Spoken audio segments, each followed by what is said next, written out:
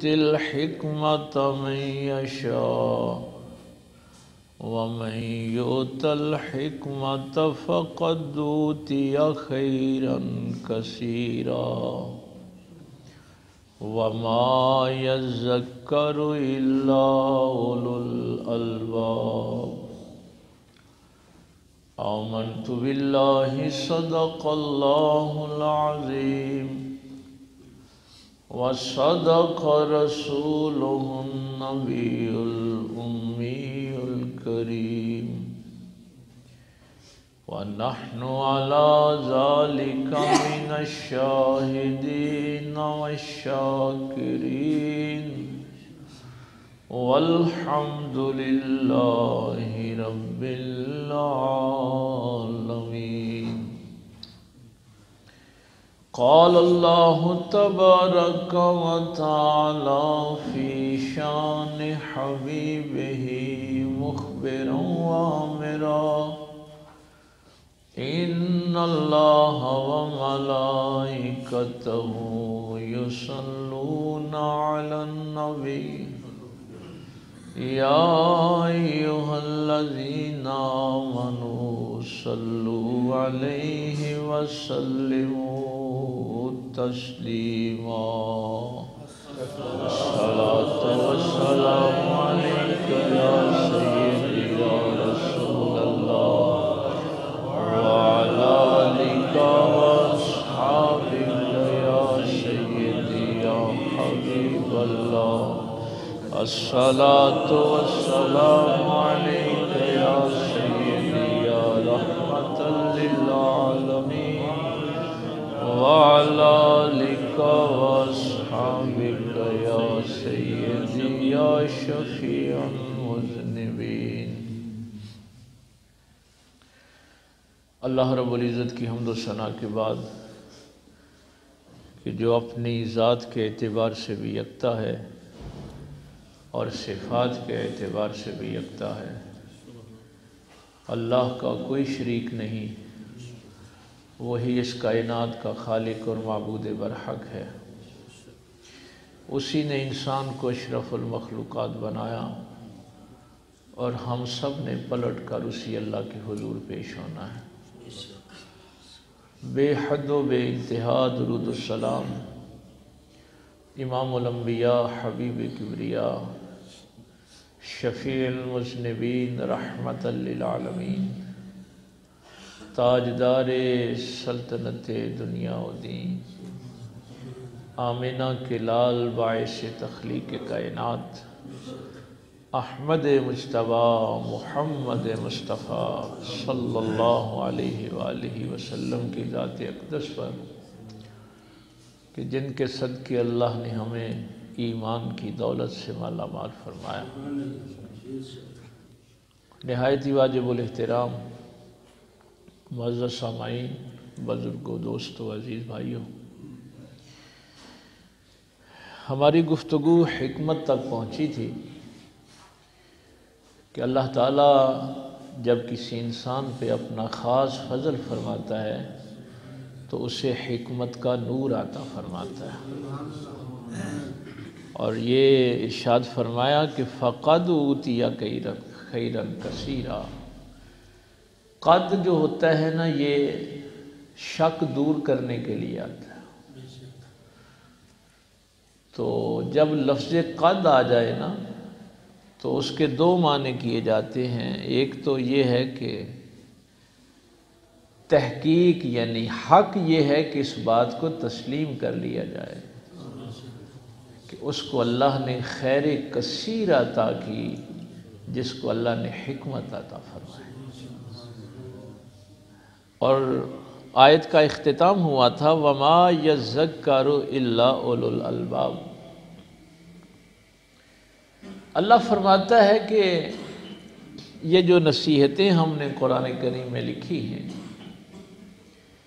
ان نصیحتوں کو قبول صرف عقل والے کرتے ہیں۔ وَمَا يَذَّكَّرُ إِلَّا أُولُو الْأَلْبَابِ۔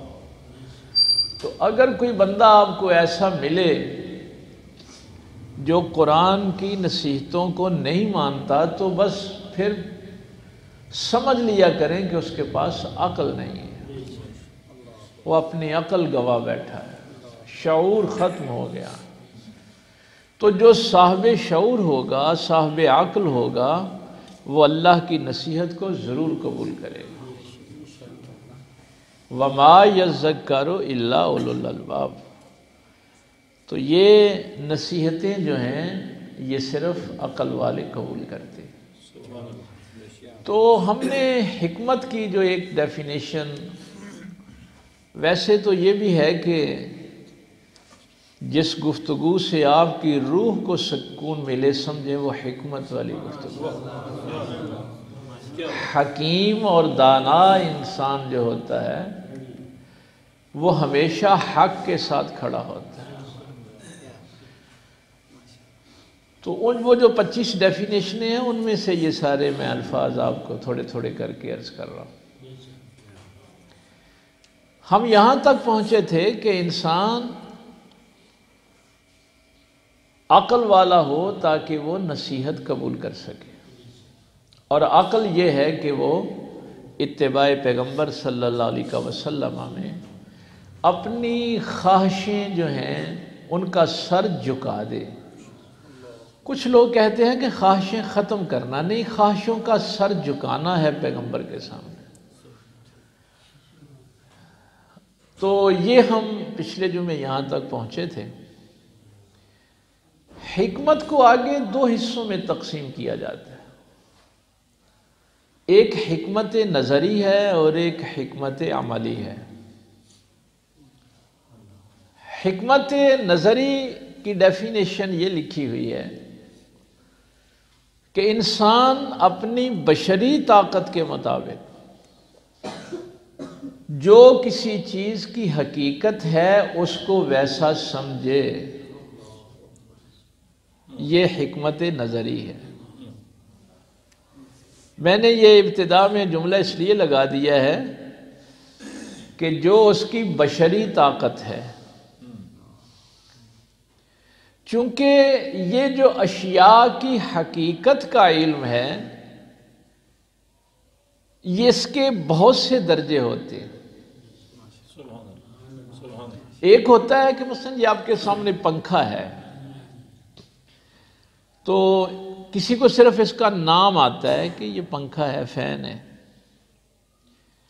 ایک وہ شخص ہے جس کو اس کے اجزاء کا پتہ ہے،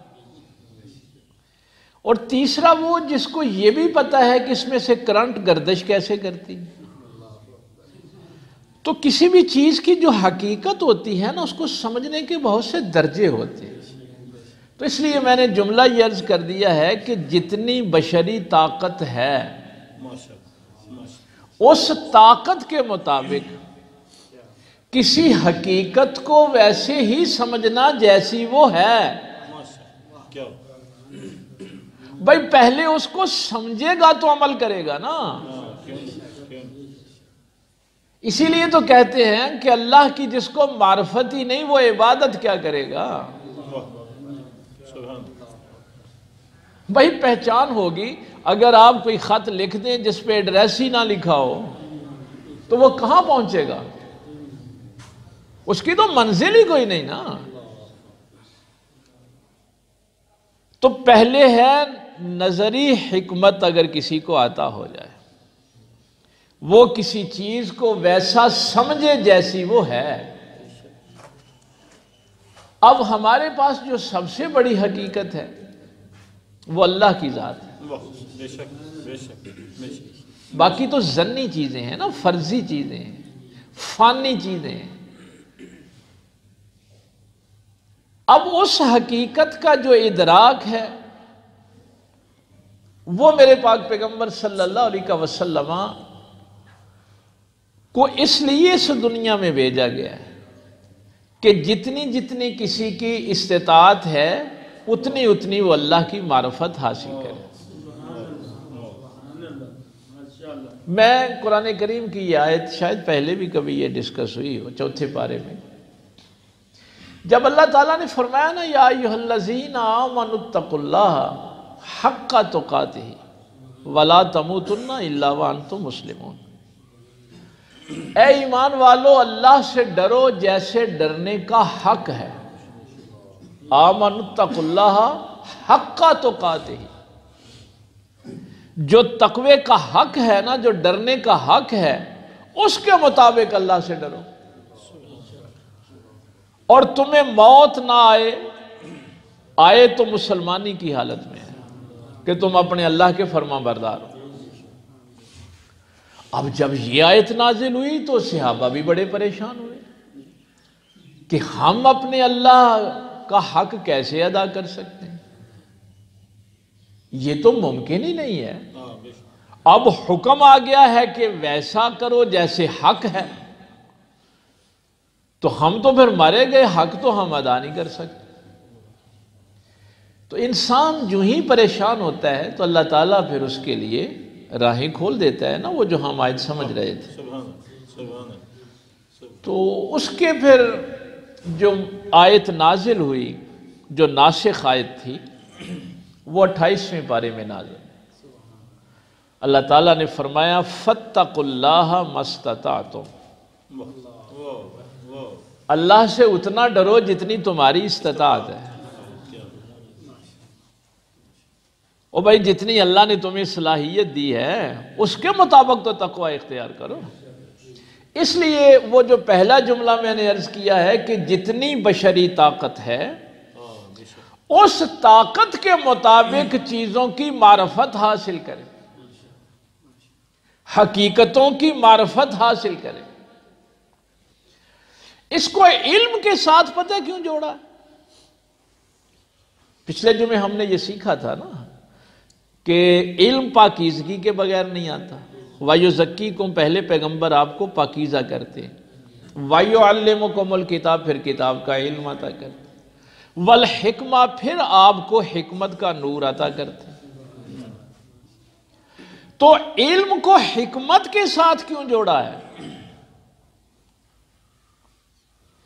وہ جو بات تھی اس کو تھوڑا سا میں اور آپ کے سامنے رکھنا چاہتا تھا کہ وسوسے اور الہام میں فرق علم کے بغیر ممکن نہیں.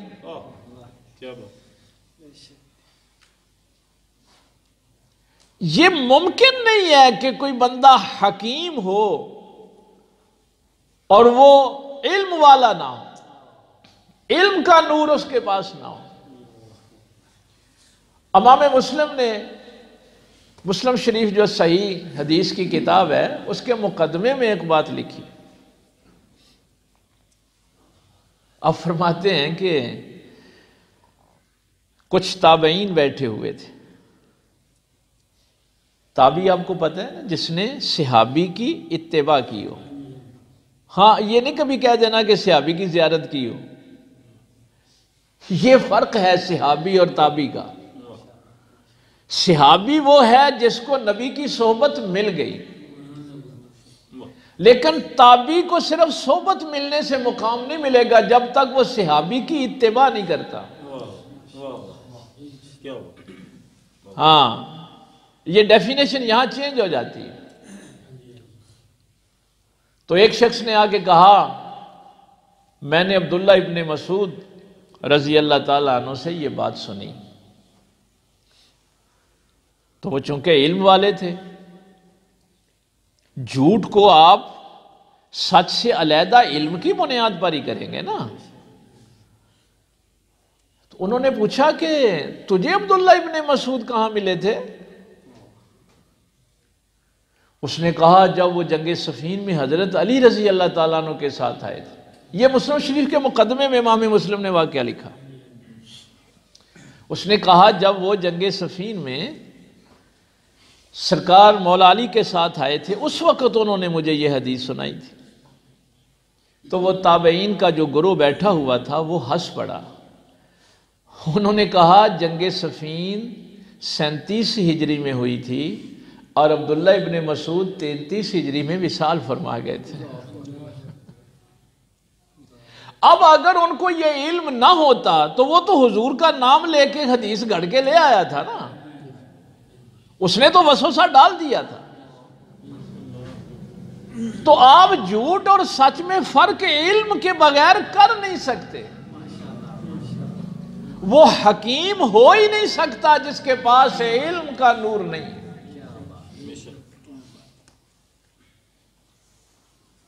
میں ایک اپنی مثال آپ کو عرض کرتا ہوں، چونکہ یہ جو دسمبر کا آخری ہفتہ ہوتا ہے اس میں عیسائی جو ہیں وہ اپنا کرسمس کا تہوار مناتے ہیں، حضرت عیسیٰ علیہ السلام کی ولادت کا، تو مجھے بھی کئی جگہوں پہ وہ بلا لیتے ہیں، اور ایک جگہ بلایا تو عیسائیوں نے، لیکن انہوں نے وہ ہندو، سکھ اور مذاہب کے لوگ بھی اکٹھے کیے ہوئے تھے کہ تمام مذاہب میں ہم آہنگی ہونی چاہیے۔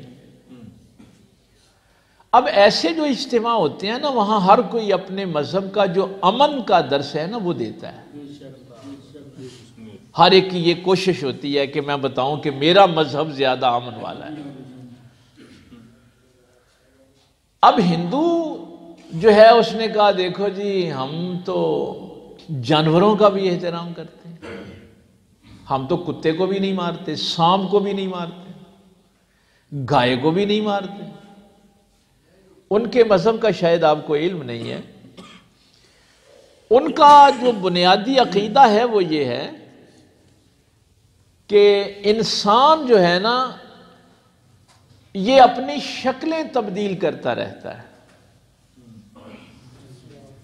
وہ کہتے ہیں کہ اگر کوئی بندہ مر گیا ہے اور اس نے نیک کام کیے تھے تو وہ کسی نیک شکل میں آ جائے گا، اگر اس نے یہ زندگی بری گزاری ہے تو وہ کسی کتے کی شکل میں آ جائے گا، تو وہ اپنے جنم بدلتا رہتا ہے۔ یہ ان کے مذہب کا بنیادی عقیدہ ہے، تو اس لیے وہ جانوروں کو بھی نہیں مارتے۔ وہ کہتے ہیں جی دیکھو یہ تو، اب یہ باتیں کر کے نا وہ آج کل ہمارے ہاں بھی یہ فیشن بن گیا ہے کہ کئی لوگ دیکھو جی قرآن کریم میں یہ جو قتال کی آیات ہیں، جہاد کی آیات ہیں، ان سے دہشت گردی پھیلتی ہے اور لوگ شدت پسندی کی طرف جاتے ہیں، مار کٹائی کی طرف جاتے ہیں، تو اس قسم کی باتیں قرآن کریم کے متعلق بھی لوگ کرتے ہیں۔ لیکن یہ مصیبت ہے نا کہ ہم ان باتوں کو تو ڈسکس ہی نہیں کرتے کہ اسلام کے اوپر کیا اعتراضات لوگ کر رہے ہیں، اور ہمارے نصاب میں سے بھی پھر اوپر سے پریشر آ جاتے ہیں کہ یہ جہاد والی اور قتال والی آیات جو ہیں ان کو نکال دو۔ اب ہم نے تو اپنے اساتذہ سے یہ بات سنی ہوئی تھی، ہمیں تو علم تھا، اس لیے جب ہم نے ان کے پاس یہ بات کی، ہماری یہ کتاب الہامی کتاب ہے قرآن کریم، ان کی کتاب ہے گیتا، ہندوؤں کی جو کتاب ہے نا وہ گیتا ہے۔ اب ہم نے ان سے یہ کہا کہ دیکھو یہ جو تم ہمارے قرآن پر اعتراض اٹھا رہے ہو، پہلے یہ بتاؤ کہ گیتا نازل کب ہوئی تھی؟ یہ جو کتاب آپ کہتے ہیں، وہ کہتے ہیں یہ بھی خدا کا کلام ہے، ان کا بھی یہ نظریہ ہے کہ گیتا جو ہے نا یہ بھی کرشن پہ اللہ نے نازل کی تھی، اور ان شری کرشن نے آگے پھر وہ ارجن کو سکھائی۔ لیکن یہ آپ بھی حیران ہوں گے کہ گیتا سکھائی کب اور کب نازل ہوئی؟ جب ارجن کی لڑائی شروع ہوئی تو اس نے یہ سوچا کہ میرے سامنے جو لڑ رہے ہیں، مجھ سے بادشاہی لینا چاہتے ہیں، یہ تو میرے اپنے خاندان کے لوگ ہیں، کہیں میرا دادا کھڑا ہے، کہیں بھتیجا کھڑا ہے، کہیں بھائی کھڑا ہے۔ تو ارجن نے کہا کہ دیکھو اگر میری بادشاہی جاتی ہے تو جائے، میں اپنے خاندان کے خلاف تو نہیں لڑ سکتا۔ اب گیتا کا پہلا چیپٹر یہاں سے شروع ہوتی ہے، تو اس وقت پھر ایک خدائی آواز آئی، شری کرشن نے ارجن سے کہا کہ یہ وسوسہ تجھے کہیں حق سے دور نہ کر دے، یہ وسوسہ جو تیرے دل میں آ رہا ہے نا کہ سامنے میرے اپنے کھڑے ہیں، یہ وسوسہ تجھے کہیں حق سے دور نہ کر دے. اگر تیرا باپ، تیرا بھائی، تیرا دادا حق پہ نہیں ہے تو لڑنا تو حق کی خاطر ہے. تو وہ کہتے ہیں کہ شری کرشن نے یہ خدائی آواز تھی جو ارجن کو سکھائی، اور وہاں پہ گیتا ساری کی ساری نازل ہوئی اور ارجن کو سکھا دی گئی. اور ہم نے ان ہندوؤں سے کہا کہ تمہاری کتاب کا آغاز ہی مارنے سے ہو رہا ہے، لیکن ہم نے کبھی کہا ہے کہ گیتا جو ہے یہ دہشت گردی سکھاتی ہے؟ اور بھائی کبھی کسی مسلمان نے کہا ہو کہ تمہاری جو مقدس کتاب ہے یہ دہشت گردی سکھاتی ہے؟ کیوں؟ یہ شاید کسی موقع پہ میں نے جنگ اور جہاد میں فرق عرض کیا تھا کہ اسلام میں جنگ کا تصور نہیں ہے. اسلام جو ہے نا اس میں جنگ کا تصور نہیں ہے، جہاد کا تصور. تو چونکہ گیتا کی بھی یہ بات جو ہے یہ جہاد کا تصور پیش کرتی ہے کہ لڑائی جو ہے وہ تو ظلم کے خلاف ہے. یہ تو نہیں کہ میرا باپ ظالم ہوگا، میرا بھائی ظالم ہوگا تو اب میں لڑائی بند کر دوں گا. لڑائی تو حق کے لیے ہے. ظالم کوئی بھی ہوگا اس کے خلاف لڑا جائے گا. اس لیے میں نے ابتدا میں کہا تھا کہ حکمت والا ہمیشہ حق کے ساتھ کھڑا ہوتا ہے. اب اگر ہمیں گیتا کے متعلق علم نہ ہو تو ہم ہندوؤں کا کیا جواب دیں گے؟ وہ تو آپ کے دین کو دہشت گرد پیش کریں گے اور اپنے دین کو امن والا پیش کریں گے. اس لیے حکمت کبھی بھی علم کے بغیر نہیں آتی. جہالت کے ساتھ آپ کسی بھی علمی ثقافت کا مقابلہ کر ہی نہیں سکتے. تو حکمت کا پہلا درجہ یہ ہے کہ آپ کو حکمت نظری کا پتہ ہو. جو چیز جیسی ہے اس کا ویسا ادراک ہو. عیسائی جیسے ہیں ویسا پتہ ہو کہ ان کے نظریات کیسے ہیں. ہندوؤں کا پتہ ہو کہ ان کی کتاب کیا ہے. یہودیوں کے میں نے چونکہ ایم اے میں تقابل ادیان پڑھا تھا، مختلف دینوں کے ساتھ ہمارے دین کا جو تقابل ہے، اگر میں نے بھی نہ پڑھا ہوتا تو مجھے کیا پتا تھا ان باتوں کا. تو اس لیے جب لوگ علم کے بغیر ان محفلوں میں جاتے ہیں پھر ہمارے دین کا نقصان کرتے ہیں. اور دعوت کون دے؟ جس کے پاس حکمت ہے. دوسرا دعوت دے گا تو بیڑا غرق کرے گا، علم کے بغیر یہ کام نہ کرے. دوسری حکمت ہے حکمت عملی. اس میں نبی پاک صلی اللہ علیہ وسلم نے فرمایا کہ اپنے اخلاق اللہ کے اخلاق کے تابع کرو. اللہ رحیم ہے نا تو تم بھی رحم کیا کرو. ہیں؟ اللہ کریم ہے تو تم بھی کرم کیا کرو نا. اللہ حکیم ہے تو تمہارے اندر بھی حکمت ہونی چاہیے. اللہ سمیع و بصیر ہے تو تم بھی دیکھنے اور سننے والے بنو. اب کہیں گے یہ تو پھر شرک ہو جائے گا. کئی جاہل یہ بھی کہتے ہیں نا. اب حکیم بھی اللہ کی صفت ہے. یہ جو میں آپ سمجھتے ہیں جو دوائی دیتا ہے وہ حکیم ہوتا ہے. یہ حکیم بھی اللہ کی صفت ہے. اللہ وکیل ہے تو تم بھی وکیل بنو. یہ شرک نہیں ہوتا. لکو بے اخلاق اللہ تعالی، یہ نبی پاک صلی اللہ علیہ وسلم نے فرمایا کہ اپنے اخلاق اللہ کے اخلاق کے مطابق کرو. اس کو حکمت عملی کہتے ہیں. پاک پیغمبر صلی اللہ علیہ وسلم کے ارشادات عالیہ اور آپ کے افعال کی مکمل اتباع، اس کے بغیر حکمت عملی ممکن نہیں ہے. اب اگر آپ کی توجہ ہے تو میں عرض کروں، جب حکمت نظری حکمت عملی میں تبدیل ہوتی ہے تو پھر اگر وہ ایک فرد تک رہے گی تو اس کو تہذیب اخلاق کہتے ہیں.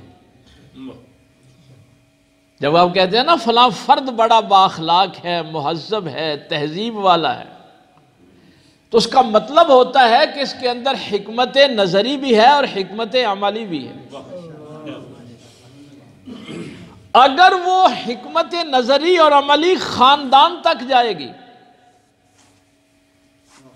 تو اس کو تدبیر منزل کہتے ہیں، اور اگر وہ حکمت عملی کسی شہر یا ملک تک پہنچے گی تو اس کو سیاست کہتے ہیں۔ کیا بات ہے، کیا بات ہے،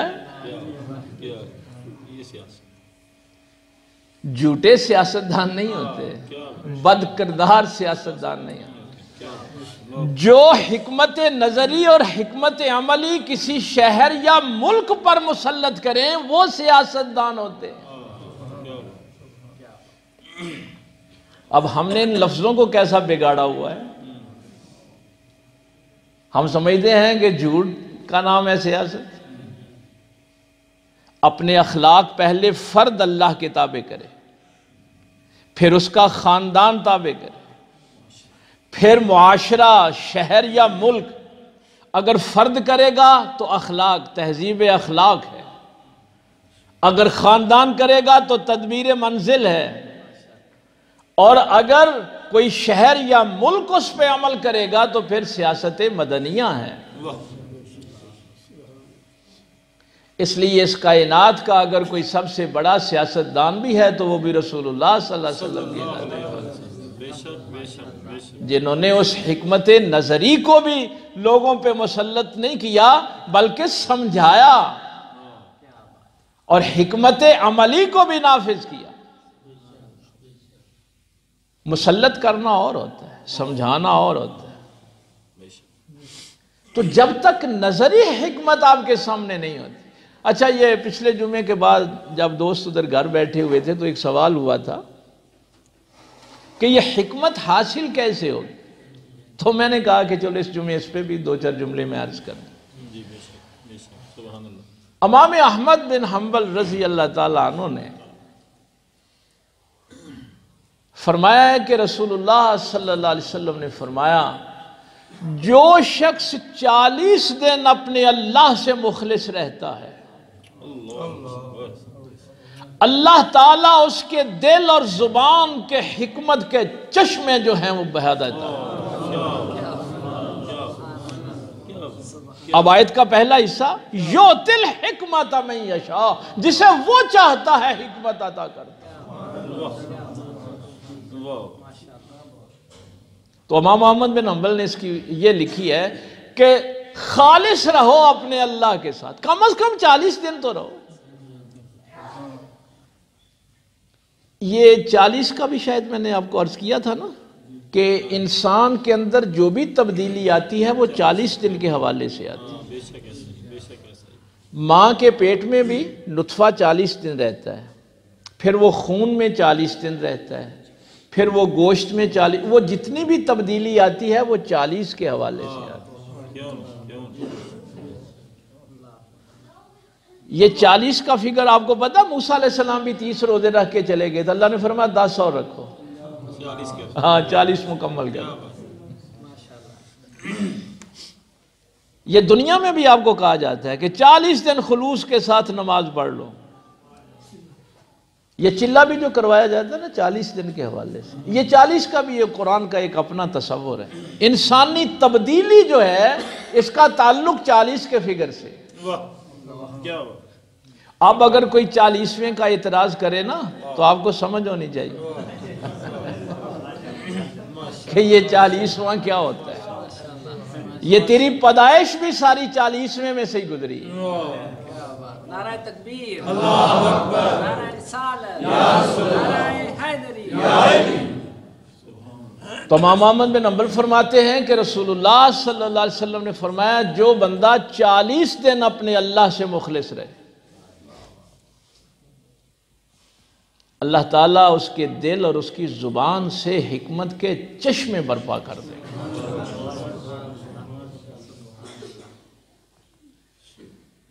حضرت ابو ہریرہ رضی اللہ تعالیٰ عنہ، وہ معروف روایت آپ اکثر کوٹ بھی کرتے ہیں، سنتے بھی ہیں کہ حکمت مومن کی گم شدہ میراث ہے، یہ اسی کی ہے، جہاں سے بھی ملے وہ لے لے کیونکہ وہ اسی کی ہے، اس کا گم شدہ خزانہ۔ حضرت ابو امامہ رضی اللہ تعالیٰ عنہ آپ فرماتے ہیں کہ رسول اللہ صلی اللہ علیہ وسلم نے فرمایا کہ حضرت لقمان نے اپنے بیٹے کو یہ نصیحت کی. اچھا، یہ حضرت لقمان، سورہ لقمان بھی 21ویں پارے میں پورا سورہ اللہ نے نازل کیا. اس کی بھی ایک وجہ تھی. وجہ یہ تھی کہ مکے والے زیادہ حوالے حضرت لقمان کے دیتے تھے. ان کی عقل، ان کی فہم، ان کے شعور، ان کی حکمت سے وہ بڑے متاثر تھے. ان کی باتیں لکھی ہوئی ان کے پاس موجود تھی. تو اس لیے میرے پاک پیغمبر صلی اللہ علیہ وسلم کے اوپر بھی یہ سورہ لقمان نازل ہوئی، اور حضرت لقمان کی جو اپنے بیٹے کو نصیحتیں ہیں وہ تفصیل کے ساتھ اس میں موجود ہیں. اور اس میں بھی پہلی جو بات تھی وہ یہ تھی، وَإِذْ قَالَ لُقْمَانُ لِابْنِهِ وَهُوَ يَعِظُهُ يَا بُنَيَّ لَا تُشْرِكْ بِاللَّهِ. اس نصیحت میں پہلی نصیحت ہی یہ تھی کہ بیٹا اللہ کے ساتھ کسی کو شریک نہ کر. تو میرے پیغمبر صلی اللہ علیہ وسلم ان سے فرما رہے تھے کہ اگر تمہیں یہ یقین ہے کہ لقمان بڑا عقل والا تھا تو لقمان کی ہی بات مان لو. اور میں بھی تو وہی بات کر رہا ہوں جو لقمان نے کہی تھی. اور آپ کو پتہ ہے شرک سب سے بڑا ظلم ہے. قرآن کریم نے کہا اِنَّ الشِّرْكَ لَظُلْمٌ عَظِيمٌ. شرک سب سے بڑا ظلم. اچھا، بات ویسے بڑی حیران کن ہے، لیکن آج وقت نہیں، میں ایک دو جملہ عرض کر دوں. جب اللہ کی برابر ہے ہی کوئی نہیں، جب کوئی دوسرا خالق ہی نہیں ہے، یعنی اس کی کوئی برابری کر ہی نہیں سکتا، بلکہ برابری کی تو گرد بھی اللہ کی توحید تک نہیں پہنچ سکتی، تو پھر اس پہ اتنا فوکس کیوں کیا کہ اللہ تعالیٰ باقی گناہ تو معاف کر دے گا، شرک معاف نہیں کرے گا. اور ظلم آپ کو پتہ ہے کہ کسی چیز کو اس کے مقام سے ہٹا دینا. شرک بھی اس لیے ظلم ہے کہ جب اللہ خالق تھا تو اس کی جگہ کسی اور کو بٹھا دیا. یہ تو نہیں ہو سکتا، اللہ معبود ہے تو اس کی جگہ کسی اور کو بٹھا دیا. اس کی وجہ یہ لکھی ہوئی ہے، کسی دن چلو تفصیل سے بھی بات ہو جائے گی، کہ توحید کے معاملے میں ہی اگر تمہاری حکمت نظری بدل گئی، یہ ظلم تم نے برداشت کر لیا، تو باقی چیزوں میں تو ظلم برداشت کرنے کے عادی ہو جاؤ گے. اس لیے توحید کے معاملے میں ہی تم حق کے ساتھ کھڑے رہو. اس ظلم کو برداشت نہ کرنا کہ کوئی اور الہ بھی ہو سکتا ہے، کوئی اور خالق بھی ہو سکتا ہے. جب ظلم برداشت کرنے کا بندہ عادی ہو جاتا ہے نا، پھر وہ بڑے بڑے ظلم برداشت کر لیتا ہے. اس لیے کہا گیا کہ نہیں، توحید کے معاملے میں. تو سرکار نے فرمایا کہ حضرت لقمان نے اپنے بیٹے کو یہ نصیحت کی تھی کہ بیٹا علماء کی محفل میں بیٹھنا لازم پکڑنا. میں علماء حق کی بات کر رہا ہوں، علماء سو کی بات. علماء کی دو قسمیں ہیں نا، ایک شیطانی علماء، ایک رحمانی علماء. جو اپنی خواہش کے لیے قرآن حدیث پڑھتے ہیں وہ علماء سو ہوتے ہیں. علماء حق جو ہوتے ہیں وہ اللہ تک آپ کو پہنچاتے ہیں، وہ الہام اور وصل. تو علماء حق جو ہیں ان کی صحبت لازم پکڑنا اور حکماء کی گفتگو سننا. حضرت ابو امامہ رضی اللہ تعالیٰ عنہ فرماتے ہیں رسول اللہ صلی اللہ علیہ وسلم نے فرمایا کہ کسی حکیم کی صحبت، وہ حکمت کی گفتگو، وہ نور ہے جو دل کی زمین کو ایسے زندہ کر دیتا ہے جیسے تیز بارش مردہ زمین کو زندہ کر دیتا ہے.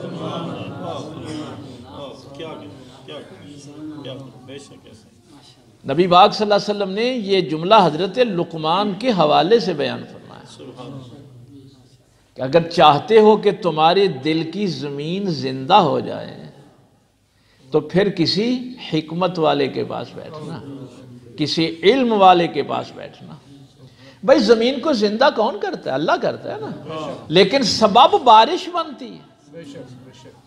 کئی دفعہ لوگ مولانا روم کے شعر کے متعلق مجھے پوچھتے رہتے ہیں، اگر آپ سے بھی کوئی پوچھے تو اب یہ نبی پاک کی حدیث اس کو بیان کرنا کہ یک زمانہ صحبت باولیاء بہتر از 100 سالہ اطاعت بے ریا، کیونکہ سرکار نے فرمایا ہے کہ اس حکمت والے بندے کی صحبت میں بیٹھنا ایسے ہی ہے کہ تیرا دل زندہ ہو جائے اس نور سے جیسے بارش سے زمین زندہ ہو جاتی ہے۔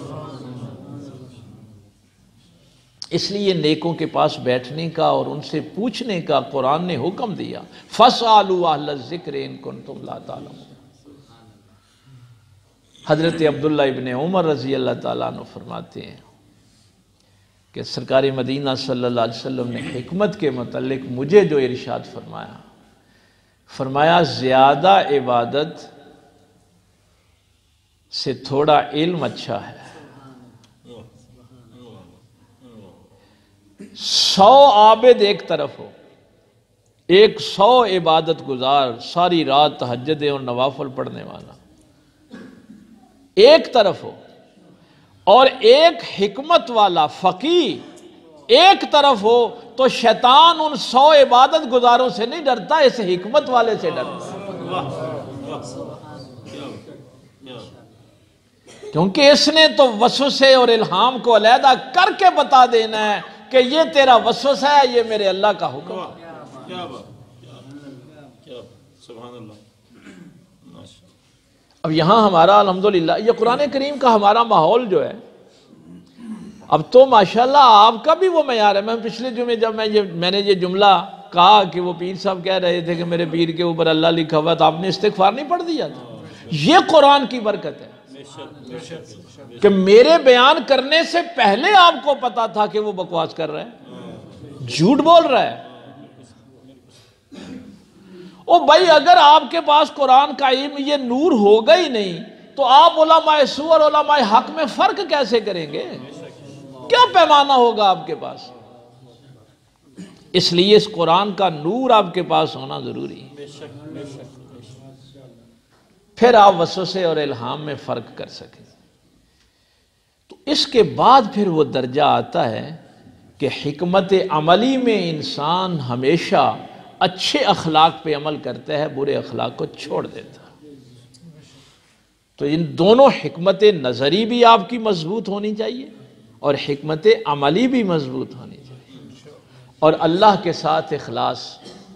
یہ 4 درجے ہیں، هل يستوي الذين يعلمون والذين لا يعلمون۔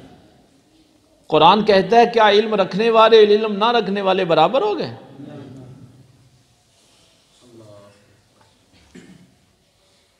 اقبال صاحب کو پتہ ہے، ہم اس پہ اکثر ڈسکس کرتے ہیں، علم کیا ہے؟ جس کی تصدیق تیرا عمل کرے۔ او بھائی اگر تیرا عمل ہی تصدیق نہیں کرتا تو وہ تو شیطانی وسوسہ ہے، وہ علم نہیں ہے۔ تو پہلے تو یہ کہا کہ علم رکھنے والے اور علم نہ رکھنے والے برابر نہیں ہیں، علم رکھنے والے افضل ہیں، اور پھر وہ علم رکھنے والے تب افضل ہیں اگر وہ عمل کریں، اور اب عمل کرنے والوں کا بھی بیڑا غرق ہو جائے گا اگر ان کو تقوی نہیں ملتا۔ بھائی عمل کا مقصد بھی تو تقوی ہے نا، پرہیزگاری ہے، اللہ سے ڈرنا ہے۔ تو تقوی اس وقت تک نہیں ملتا جب تک اخلاص نہ ہو۔ ان ساری چیزوں کی وہ جو میں نے کہا ہے نا کہ اگر اخلاص نہیں ہے تو آپ کی ساری عبادتیں، عمل اور علم بغیر پتے والا خط ہے۔ اس لیے جو بھی عمل کرنا ہے خالص اللہ کے لیے کرنا ہے۔ تو یہ پھر وعدہ میرے اللہ کا ہے کہ جب تم اللہ کے لیے مخلص ہو جاؤ گے تو پھر اللہ تمہارے دل کو حکمت سے بھر دے گا اور تمہاری زبان سے بھی حکمت کے چشمے پھوٹ پڑے گا۔ اللہ تعالیٰ عمل کی توفیق دے۔ آخر دعوانا